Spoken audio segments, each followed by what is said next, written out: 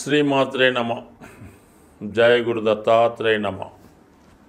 ఈ వీడియోలో మనం 2025వ సంవత్సరంలో ఏ రాశుల వారికి ప్రభుత్వ ఉద్యోగం అనుకూలంగా ఉంటుంది, అలాగే ప్రభుత్వ ఉద్యోగం కాకుండా వారు చేసే ప్రయత్నాన్ని బట్టి ఒక పెద్ద జాతీయ అంతర్జాతీయ స్థాయిలో ఉన్నటువంటి సంస్థల్లో ఉద్యోగంలో ప్రవేశించడానికి కానీ ఉద్యోగంలో మార్పు కొరకు చేసే ప్రయత్నాలకి ఈ 2025వ సంవత్సరం మన మే నెల నుంచి ముఖ్యమైనటువంటి గ్రహాల మార్పు కారణంగా ఏ రాశి వారికి ఏ ఫీల్డ్, ఏ పరిశ్రమలు, ఏ సంస్థల్లో అనుకూలత ఉంటుంది, అలాగే వారు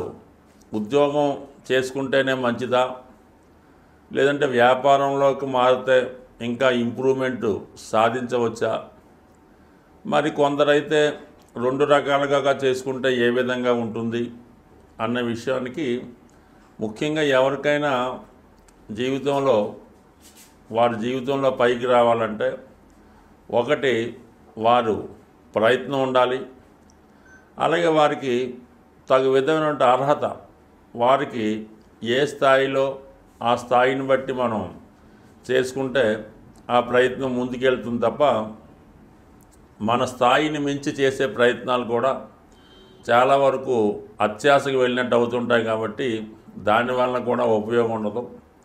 బట్ ఏదైనా మీ అర్హత, మీ స్థాయిని బట్టి ప్రయత్నం చేసినప్పుడు దానికి గ్రహాల యొక్క సహకారం కూడా కొద్దిగా యాడ్ అయ్యి అది మీ యొక్క భవిష్యత్తుకి ముందుకు తీసుకెళ్ళడానికి అనుకూలత ఏర్పడుతూ ఉంటుంది. అలాగే మనం ఏదన్నా ఒక వ్యాపారం చేయాలి అనుకున్నప్పుడు వరుసగా వస్తున్నటువంటి ఆ జాతకుడి యొక్క దశలు, అంతర్దశలు, ఈ గోచారంలో ఈ మధ్యలో ఏలినాడు శని, అష్టమ శని రాకుండా కంటిన్యూగా కనీసం ఒక 10 సంవత్సరాలైనా ఒక మంచి పీరియడ్ ఉంటే ఆ జాతకుడు ఆ ఫీల్డ్లో నిలదొక్కుని దాంట్లో ధనం, నేము సంపాదించడానికి అనుకూలత ఉంటుంది. మనం ఏదైనా ఒక వ్యాపారం కానీ ఒక వ్యవహారం కానీ ప్రారంభించినప్పుడు ప్రస్తుతం ఉన్నటువంటి టైం చూసుకోవడం జరుగుతుంటుంది. అంటే ఒక 6 నెలల దాకా, సంవత్సరం దాకా టైం బాగానే ఉంది కాబట్టి ఈ ప్రారంభం అది బాగానే జరుగుతుంది. ఆ సంవత్సరం 6 నెలలు దాటిన తర్వాత నెమ్మదిగా మరి ఆ బ్యాడ్ పీరియడ్ స్టార్ట్ అయినప్పుడు మొత్తం క్లోజ్ అవ్వడం కూడా జరిగి చివరికి అప్పులు మిగిలే అవకాశం ఉంటుంది. కాబట్టి సో ఏదైనా ఉద్యోగంలో ప్రవేశించడానికి రాబోయే దశలతో పెద్దగా అక్కర్లేదు, ఫలితం అక్కర్లేదు. రాబోయే దశ బాగున్నా బాగుపోయినా ఉద్యోగంలో ప్రవేశించాక అటు ఉద్యోగంలో ఒడిదుడుకులు ఎదుర్కొన్నా అది కంటిన్యూగా అవ్వడం జరుగుతుంటుంది. అంటే ప్రభుత్వ ఉద్యోగం అయినప్పుడు, మళ్ళీ ప్రైవేట్ ఉద్యోగం అయినా కాబట్టి కొంత ఆటుపోట్లు ఉంటాయి. బట్ ఏదైనా ఉద్యోగంలో ప్రవేశించాలనుకున్న వాళ్ళకి రాబోయే పీరియడ్ అంతా బాగలేకపోయినా ఇప్పుడున్న పీరియడ్ బాగుంటే అతను ఉద్యోగంలో సక్సెస్ అవ్వడానికి అవకాశం ఉంటుంది. అదే వ్యాపారానికి అలా కాదు, ఇప్పుడు పీరియడ్ బాగుండాలి, రాబోయే పీరియడ్ బాగుండాలి, ఆ తర్వాత రాబోయే పీరియడ్ బాగుంటేనే వ్యాపార పరంగా సక్సెస్ అయ్యే అవకాశం ఉంటుంది. కాబట్టి ఇన్ని రకాలుగా ఆలోచించి అధిక మొత్తంలో పెట్టుబడి పెట్టేవాడు ఇవన్నీ ఆలోచించవలసి ఉంటుంది. పెట్టుబడి లేకుండా ఏదో రియల్ ఎస్టేట్ లాంటిదో ఏదో చేసుకుంటే దానికి పెద్దగా ఆలోచించక్కర్లేదు. కేవలం కష్టపడితే చాలు, అదృష్టం ఉంటే అదే కలిసి వస్తుంది. స్వస్తి. శ్రీమాత్రే నమ. జయ గురు దత్తాత్రేయ నమ. మేషరాశి వారికి ఎప్పుడూ కూడా వాళ్ళకి అధికార హోదా కలిగినటువంటి ఉద్యోగమే సంతృప్తినివ్వడం జరుగుతూ ఉంటుంది. ఎందుకంటే మేషరాశిలో కుజుడు స్వక్షేత్రం అవడం, అదే రాశిలో రవి ఉచ్చ పొందుతూ ఉంటాడు. అందుకని వీళ్ళకి ముఖ్యంగా కలిసి వచ్చేది రాజకీయ రంగం అన్నది, పరిపాలన, అడ్మినిస్ట్రేషన్ అన్నవి నెంబర్ 1గా కలిసి వస్తాయి. అయితే ఉద్యోగం ఎంతసేపు కుజుడు మన రాష్ట్ర క్యాబినెట్లో హోంమంత్రి లాంటి వాడు అన్నమాట. ఇది రక్షణ శాఖ, పోలీస్ డిపార్ట్మెంటు క్రమశిక్షణతో కూడుకొని ఒక అధికారుల్ని గౌరవించే విధంగా, ప్రోటోకాల్ పాటించే విధంగా ఉన్నటువంటి రాశి మేషరాశి. అంటే కుజుడు సర్వసైన్యాధ్యక్షుడు అవటం వల్ల ఇతనికి ఎప్పుడు కూడా క్రమశిక్షణతో కూడుకున్నటువంటి అధికార హోదా కలిగినటువంటి ఉద్యోగాలకి ఇష్టపడడం జరుగుతూ ఉంటుంది.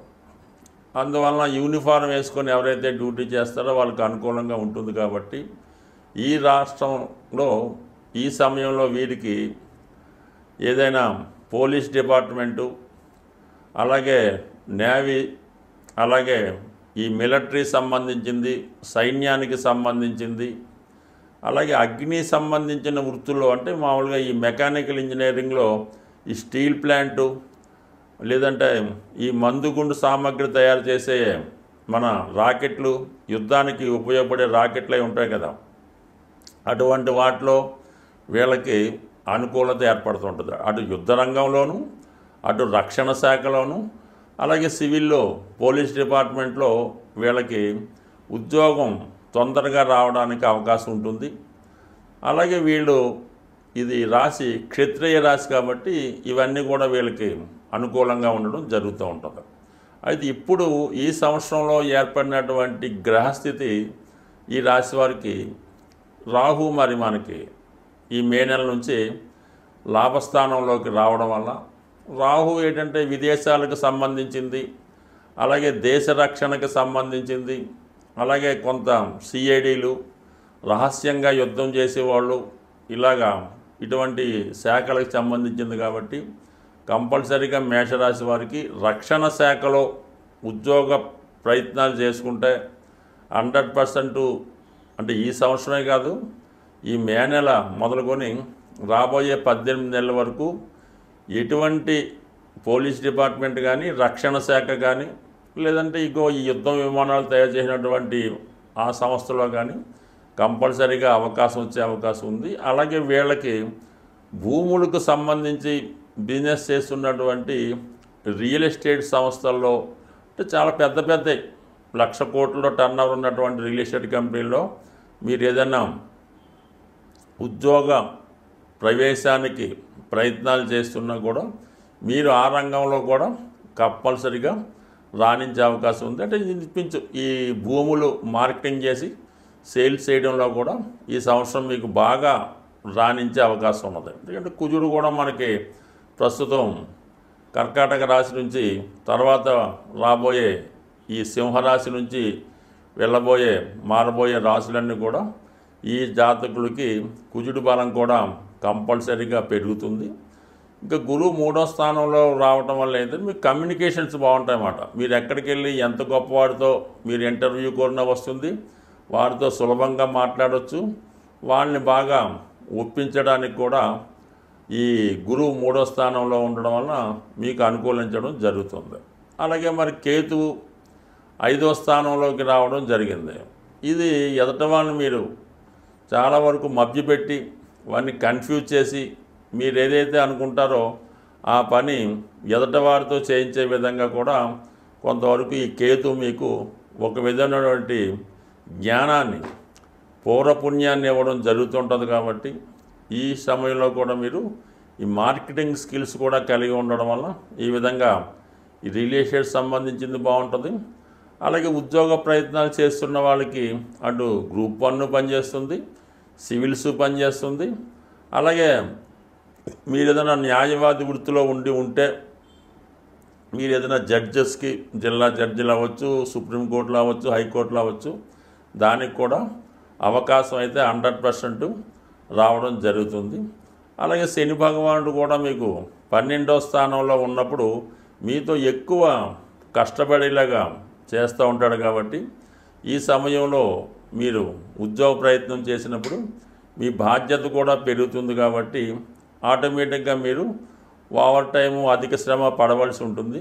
ఈ గ్రహాలన్నీ కూడా మీకు ఈ సమయంలో స్వతంత్ర వృత్తిలో ప్రవేశించడానికి చాలా అనుకూలంగా ఉంది. సో ఏదైనా మీ యొక్క ప్రయత్నం బట్టి ఫలితం ఉంటుంది. స్వస్తి.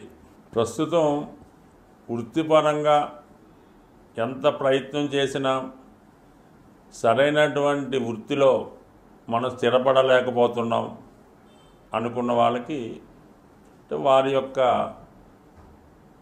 ప్రస్తుతం జరుగుతున్నటువంటి జన్మ జాతకంలో దశ అంతర్దశలను బట్టి ఆధారపడి ఉంటుంది.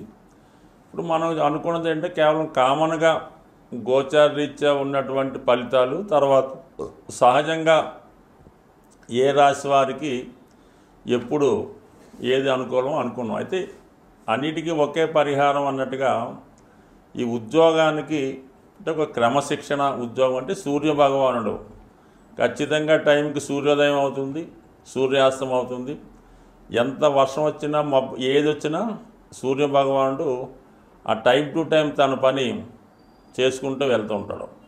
అలాగే ఏదైనా వృత్తిలో స్థిరపడాలనుకున్న వాళ్ళకి ఒక క్రమశిక్షణగా ఒక ఉదయం వేకువజామునే లెగిసి ఉండడం, అలాగే సాయంకాలం సమయంలో నిద్ర, ఇవన్నీ ఒక టైంలో పంచువాటుగా చేయాలి. మీరు పొద్దున్న లేచారు 5:30 ఓకే, ఇదో పార్క్ వెళ్ళారు వాకింగ్ అరగంట టైం ఓకే, టిఫిను 9:30 అంటే 9:30కే రోజు భోజనం 1:30, 2 అనుకుంటే ఆ టైంలోనే భోజనం, సాయంకాలం 4 గంటల టీ అంటే 4 గంటలకే తాగండి, మళ్ళీ 8 గంటల ఈ టైం మెయింటైన్ చేయండి. మీరు ఖాళీగా ఉండండి, కానీ ఈ ప్రతి పని కూడా ఒక టైంకి పర్ఫెక్ట్గా చేయడం వల్ల, అలాగే మీరు ఎక్కడో ఉన్నారు మీ మదర్కి ఫోన్ చేయాలి ప్రతిరోజు అదే టైంకి, లెగిసిన వెంటనే ఉదయం 7 గంటలకి అదే టైంకి మీరు ఫోన్ చేయండి, ఆవిడ ఎదురు చూస్తుంటారు, మీ పని కార్యక్రమం పూర్తవుతుంటుంది. ఈ విధంగా ఒక టైం ప్రకారం సిస్టమేటిక్గా మీరు నిరుద్యోగిగా ఉన్నా ఉద్యోగం ఉన్నా ఈ టైం సెన్స్ పాటించడం వల్ల కంపల్సరీగా మీ యొక్క వృత్తి వ్యాపారాలు ఇంప్రూవ్మెంట్ అవుతూ ఉంటాయి. మీరు ఒక షాప్ పెట్టుకున్న ఒక కాలనీలో ఉన్నారు, ఒక్క మనిషి రానివ్వండి రానివ్వకపోండి, టైం మెయింటైన్ ఉదయం 6 గంటలకి షాప్ ఓపెన్ చేయమని బోర్డు రాయండి, 6 గంటల నుంచి సాయంకాలం 6 గంటల దాకా ఉంటుంది. ఎంత ఇబ్బంది వచ్చినా ₹1 అమ్మకపోయినా ఉదయం 6 నుంచి సాయంకాలం దాకా ఓపెన్ అయి ఉంటే నెమ్మదిగా మీ కస్టమర్స్ పెరుగుతారు, సమయంగా ఆ టైంకి వచ్చి తీసుకెళ్ళడం కూడా జరుగుతూ ఉంటుంది. అదే ఒకరోజు 10 గంటలకి, ఒకరోజు సాయంకాలం 4 గంటలకు క్లోజ్ చేయడం, ఈ వర్షం వచ్చిందని సెలవు ఇవ్వడం, ఈ విధంగా చేయడం వల్ల మీ కస్టమర్ మీ దాకా రాడు, ఎక్కడో అక్కడ బయట నుంచి కొనుక్కొని మీరు ఉంటారో తెలియదు కాబట్టి వాడు ముందు ఏర్పాటుతోనే రావడం జరుగుతుంటుంది. కాబట్టి వ్యాపారం అయినా ఉద్యోగం అయినా క్రమశిక్షణ టైం మెయింటైన్ చేయండి. ఇదే దైవారాధన లాంటిది. అంటే work is worship, duty is God అన్నట్టుగా మీరు ప్రవర్తిస్తే 100% ఉద్యోగం అయినా వ్యాపారం అయినా సక్సెస్ అవుతారు. దాంతోపాటు ఏంటంటే ప్రతిరోజు సూర్యభగవానుడి ఆరాధన, అంటే అతనే క్రమశిక్షణ కారణం అవుతుంటాడు. ధనాన్ని ఇచ్చేది కూడా సూర్యభగవానుడే కాబట్టి ఈ విధంగా మీరు సూర్యభగవాన్ని పూజించుకోవడం, ఆదివారం నియమంగా ఉండడం చేయడం వల్ల కంపల్సరీగా మీరు ఏ వృత్తిలో ఉన్నా రాణిస్తారు. అయితే కొద్దిపాటి మాన్యువల్ రెమెడీ అనుకోండి, మామూలుగా ఈ జంతువులకి, అది ఆవు కావచ్చు, గుర్రాన్ని కావచ్చు, పిల్లి కావచ్చు, చెరువులో చేపలు కావచ్చు, ఈ మూగజీవులకి ఆహారాన్ని అందించడం కూడా మీకు చాలా వరకు ఈ వృత్తిలో అభివృద్ధికి సహకరించే అవకాశం ఉంటుంది. ఈ విధంగా చిన్న రెమెడీస్ ఎక్కువగా ఈ డ్రై ఫ్రూట్స్ ఉంటాయి కదా, ఎండు ద్రాక్ష, ఎండు ఖర్జూరం లాంటివి ఏదో ఒక మీకు అనుకూలమైన రోజు ఎక్కడ ఉన్నటువంటి మరి సాధువులు లాంటి వాళ్ళకి ఈ డ్రై ఫ్రూట్స్ పంచిపెట్టడం వల్ల చిన్న వృత్తిపరమైనటువంటి చికాకులు, అంటే ఏదన్నా ప్రతిదానికి ఒక రెమెడీ, ఒక సమస్య ఉంటుంది.